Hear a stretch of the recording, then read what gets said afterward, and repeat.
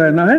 اور پھر کہا کہ اب یہ جو لوگ اللہ کی راہ میں قتل ہو جاتے ہیں, شہید ہوتے ہیں, سَيَهْدِيهِمْ وَيُصْلِحُ بَالَهُمْ, اور ان کو ہم راستہ دکھائیں گے, کائے کا جنت کا راستہ دکھائیں گے, اور پھر ان کے حالات کو ہم ٹھیک کریں گے. کیسا ٹھیک کریں گے؟ جنت میں گناہگار داخل نہیں ہو سکتا. اصلاح کا مطلب یہاں کیا ہوا؟ ان کو گناہوں سے پاک کر کے, ان کے حالات ٹھیک کر کے ان کو جنت میں داخل کریں گے. کنڈیشن ہے وہ. آپ میٹرک پاس کرے تک انٹر میں ایڈمیشن نہیں لے سکتے, آپ بی اے کرے تک ایم اے میں ایڈمیشن نہیں لے سکتے. کنڈیشن ہے آپ کا. آپ بولیں گے میں بہت بریلینٹ ہوں صاحب, اخبار میں میرے آرٹیکلز آتے, وہ ہے, مگر میں خالی میٹرک کرا, آپ میرے کو ایم ایس سی میں ایڈمیشن دے. نہیں, اس کے لیے بی ایس سی کرنا ضروری ہے. تو اس طریقے سے جنت کا کوالیفیکیشن یہ ہے کہ گناہوں کے ساتھ جو ہے جنت میں داخل نہیں ہوگا. لہٰذا بعض مسلمان جو گناہگار ہوں گے دوزخ میں اپنے گناہوں کی سزا بھگت کر جنت میں آئیں گے, گناہ وائپ آف ہو جائیں گے ان کے, تو ان کے حالات کو ٹھیک کریں گے. وَيَدْخُلُهُمُ الْجَنَّةَ عَرَّفَهَا لَهُمْ, اور ہم ان کو جنت میں ڈالا جائے گا جس کی پہچان ان کو کرا دی جائے گی. دیکھو یہ تمہارے باغات ہے, تمہارے محل ہے, تمہارے باغات ہے, تمہارے محل ہے. یعنی جس کا جہاں جہاں ٹھکانہ ہے ان کو بتا دیا جائے گا. یہ نہیں کہ کنفیوژن میں ان کے گھر میں گھس گئے, ان کے گھر میں گھس گئے, نہیں, ایسا پورا بتا دیا جائے گا کس کا. لہٰذا معراج کی رات رسول اللہ صلی اللہ علیہ وسلم نے بلال رضی اللہ تعالیٰ عنہ کے کھڑاؤں کی آواز سنی, حضرت ابو بکر صدیق رضی اللہ تعالیٰ عنہ کے محل کو دیکھا. تو آپ نے کہا کہ بھئی آپ اندر داخل کیوں نہیں ہوئے؟ تو بولے مجھے شرمندگی نے جو ہے اس بات سے روک لیا. تو مطلب یہ ہے کہ یہ تمام چیزیں تیار ہیں.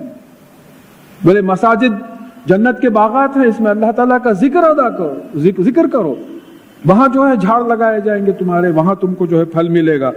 یا ایھا الذین آمنوا ان تنصروا اللہ ینصرکم ویثبت اقدامکم. یہ بڑی زبردست آیت ہے کہ اے وہ لوگوں جو ایمان لائے ہو, اگر تم اللہ کی مدد کرو گے تو اللہ تعالیٰ تمہاری مدد کرے گا اور تم کو ثابت قدم رکھے گا, فرم رکھے گا, دین میں بھی اور دشمن کے خلاف بھی. کنڈیشن ہے اگر تم اللہ تعالیٰ کی مدد کرو. آج نہیں آ رہی مدد اللہ تعالیٰ کی, ہر جگہ مار کھا رہے ہیں.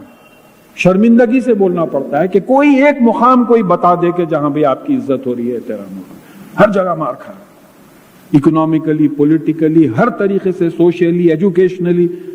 ایک عجیب قسم کا حال ہے. یہ اس کی وجہ کیا ہے؟ یہ کنڈیشن پورا نہیں ہو رہا کہ تم اللہ کی مدد کرو تو اللہ تعالیٰ تمہاری مدد کرے. اب یہ مدد کیا ہوئی؟ ایک تو مدد یہ ہوئی کہ بھئی آپ خود قرآن پڑھیں, اسٹڈی کریں قرآن کو, حدیث پڑھیں, سیرت پڑھیں, قرآن پہ ٹھیک عمل کریں, اپنے عمل سے دوسروں کو اسلام کی طرف دعوت دیں.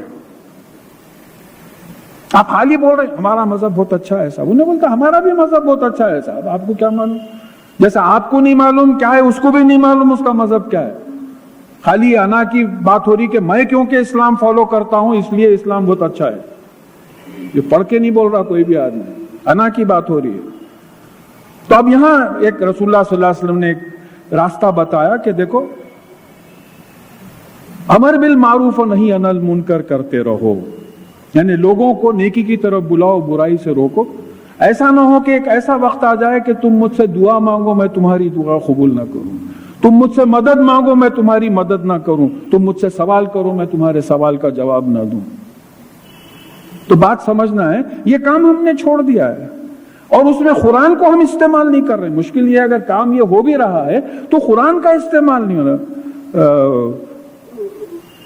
فنزل بالقرآن من یخاف وعید جو بات آئی ہے کہ قرآن کے ذریعے جو میرے وعدے سے ڈرتے ہیں, جو میرے ڈراوے سے ڈرتے ہیں, ان کو قرآن کے ذریعے تبلیغ کیجئے. تبلیغ قرآن کے ذریعے ہوتی ہے.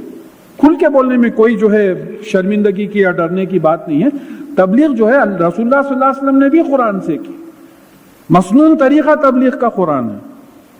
تو اب مطلب یہ ہوا کہ تم اللہ تعالیٰ کی مدد کرو. کیسے مدد کریں گے؟ تم قرآن پڑھو, سنت سیرت پڑھو, احادیث پڑھو, پڑھ کے تم اپنی زندگی کو ایسا ڈھالو کہ لوگ دیکھ کے بولے کہ بھئی نہیں انہوں نہیں کر سکتے, انہوں مسلمان ہیں, انہوں ایسا گناہ نہیں کر سکتے. یہ امپریشن بیٹھ جائے لوگوں کے اوپر تو لوگ آئیں گے.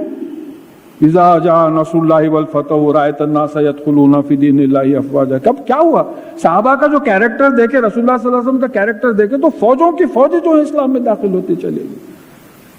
تو یہ مدد کرنے کے لیے ہم کو یہ کام کرنا پڑے گا. تو اس وقت اللہ تعالی ہمارے قدم جو ہے مضبوط کریں گے اور ہماری مدد کریں گے. والذین کفروا فتعاسا لهم واضل اعمالهم، اور وہ لوگ جو کفر کرتے ہیں ان کی ہلاکت ہے، ان کی بربادی ہے، تباہی ہے، اور ان کے اعمال وہی بے نتیجہ ہو گئے، جنت کی طرف نہیں گئے، کھو گئے، گم ہو گئے، کوئی کام نہیں آئے ان کے. ذالک بانہم کریہوا ما انزل اللہ فاحبط اعمالهم، یہ اس لیے کہ انہوں نے اللہ تعالیٰ نے جو چیز نازل کی قرآن، اس سے کراہیت کی، اس کو ناپسند کیا، لہٰذا اللہ تعالیٰ نے ان کے اعمال کو فروٹ لیس کر دیا، ویسٹ کر دیا. دیکھیے میں بار بار بولتا ہوں کہ ہم کو مسجد کے باہر جانے کی ضرورت نہیں ہے. دوسروں کو پہ نظر مت ڈالیے، اپنے پہ نظر ڈالیے. ہم کو اللہ تعالیٰ کا کلام پسند نہیں ہے، اللہ معاف کرے اس جملے پہ. اگر پسند ہوتا تو ایک ایک چیز میں ہم اللہ اور اللہ کے رسول صلی اللہ علیہ وسلم کے احکامات کو دیکھ کے عمل کرتے. وراثت میں آ جائیے، بولے کسی خاندان نے کہا کہ بھئی ہمارے پاس بچیوں کی وراثت کا کوئی سوال ہی نہیں پڑا. ارے ہمارے پاس کیا آپ مسلمان نہیں ہیں؟ کیسا نہیں ہے لڑکیوں کی وراثت؟ اب فقہ میں کئی مسائل آ گئے اس طریقے سے، قرآن حدیث کے خلاف آ گئے. طلاق کا خود مسئلہ ہے، قرآن از ویری کلیئر آن طلاق. تو یہ ہنگامے ہم لوگ کر چکے ہیں، ہمارے پڑھے لکھے لوگ کر چکے ہیں. تو یعنی قرآن سے نعوذ باللہ ناپسندید کی ہے. آپ اپنے خیال کو قرآن کے احکامات پہ ترجیح دے رہے ہیں. آپ یہ ہمارا مزاج بن گیا ہے. تو یہاں اللہ تعالیٰ فرما رہے ہیں کہ یہ اس لیے ہے کہ اللہ تعالیٰ نے جو بات نازل کی تھی، قرآن نازل کیا تھا، وہ اس کو جو ہے ناپسند کرتے تھے، تو ان کے اعمال حبت، فروٹ لیس ہو گئے، جنت میں نہیں لے جا سکے ان کو. اب دیکھیے ایک بڑا گہرا مسئلہ ہے. حبت کے ایک معنی زخم کے نشانی کے بھی ہیں، سکار، زخم کے نشانی کو بھی حبت کہا گیا ہے.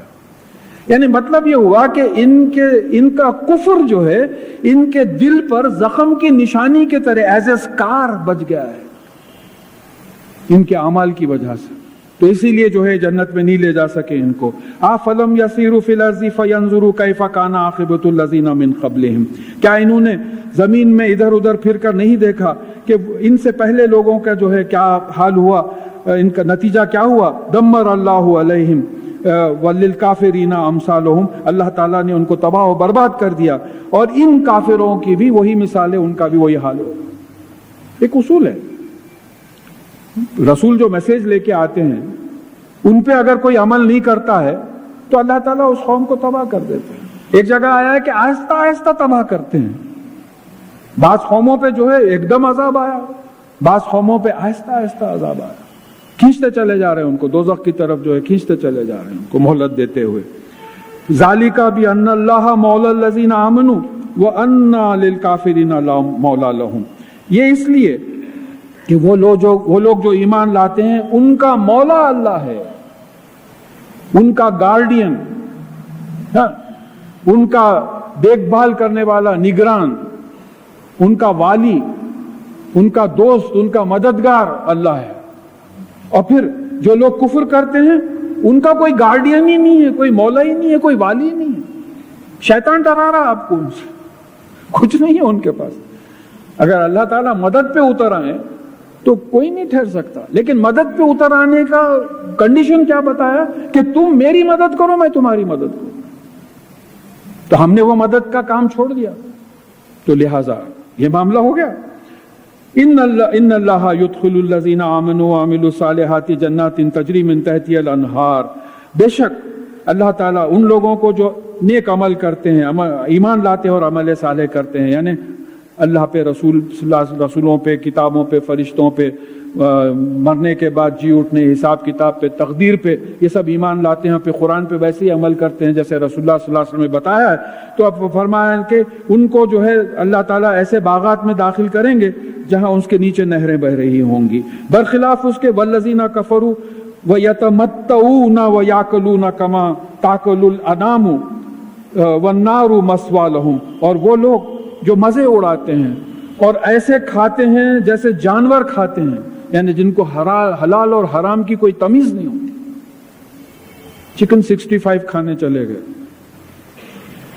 اما فائر 65 مل رہا، سو اس کی جو ہے بیرر کو بلا کے پوچھے میاں حلال ہے؟ یس سر حلال ہے. چلو اب انہیں حرام ہے بولے تو اس کی نوکری حرام ہو جاتی ہے.